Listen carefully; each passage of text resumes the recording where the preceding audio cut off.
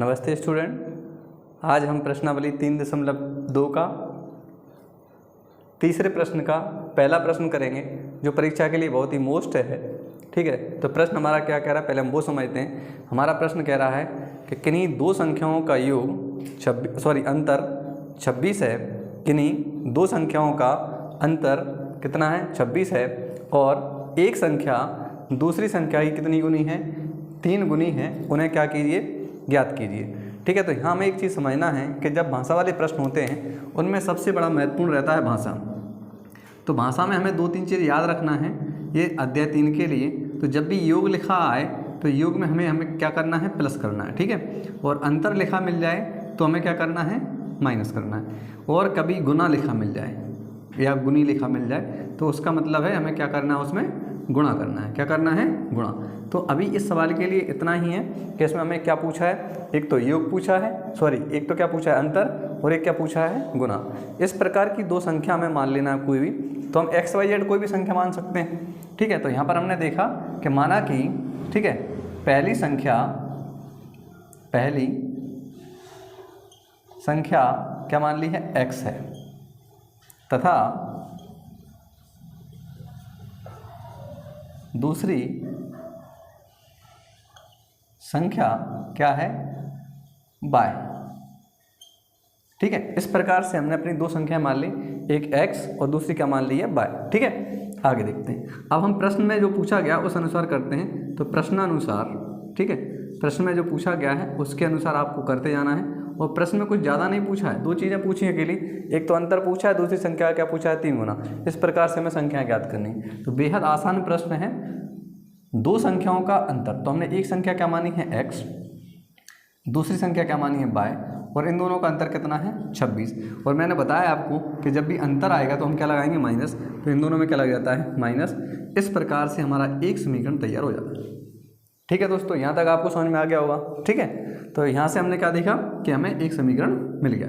फिर आगे हमारे सवाल में लिखा है, अभी हमने यहाँ तक कर लिया इसको। ठीक है, इसके आगे हमने लिखा है एक संख्या दूसरी संख्या की कितनी गुनी है 3 गुनी। ठीक है, तो हम क्या करेंगे यहाँ पर लिखेंगे पुनः प्रश्नानुसार, क्योंकि आगे हमारे प्रश्न में जो पूछा गया है अब उसके अनुसार हम करेंगे। ठीक है, आगे देखिए। तो हमारे प्रश्न में पूछा है कि एक संख्या यानी कि पहली संख्या बराबर क्या लिखेंगे दूसरी संख्या, और दूसरी संख्या का कितना गुना है 3 गुना। तो हम क्या लिख देंगे 3। अब हमें समीकरण 2 बनाने के लिए क्या करना है, इसको हम जब इधर लेकर के आएंगे तो माइनस का क्या हो जाएगा 3y, और बराबर में क्या आ जाएगा 0। इस प्रकार से हमारा क्या बन गया समीकरण 2। ठीक है, तो हमने समीकरण 1 बनाया और क्या बना लिया समीकरण 2। अब दोनों समीकरणों को लेकर के हम कैसे हल कर देंगे विलोपन से। आप चाहें तो प्रतिस्थापन से भी कर सकते हैं, विलोपन से भी कर सकते हैं। ठीक है, चलिए हम करते हैं विलोपन से। तो समीकरण 1 तथा 2 से विलोपन विधि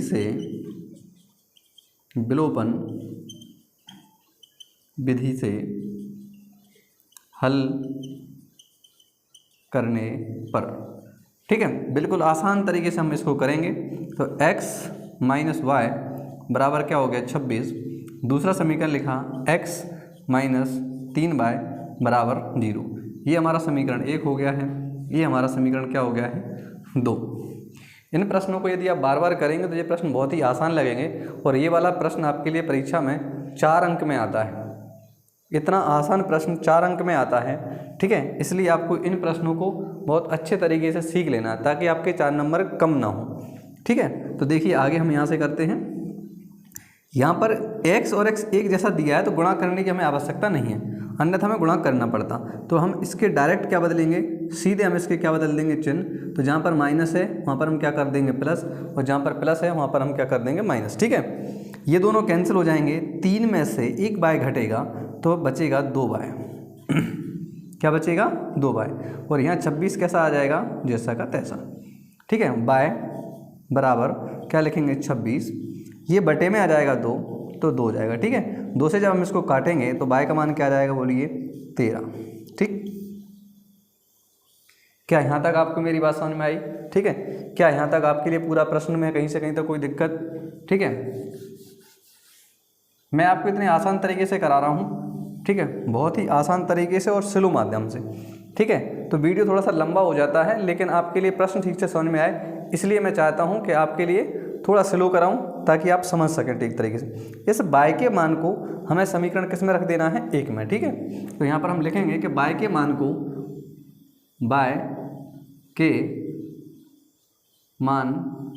को समीकरण 1 में रखने पर, ठीक है, समीकरण हम किस में रखेंगे, इसे 1 में रखेंगे। तो पूरा समीकरण हम लिख लेते हैं। समीकरण हमारा क्या है, x माइनस वाई बराबर क्या लिखा हुआ है, 26। ठीक है, क्या लिखा हमने, 26। जहाँ पर बाय लिखा है वहाँ पर केवल 13 लिखना है बस।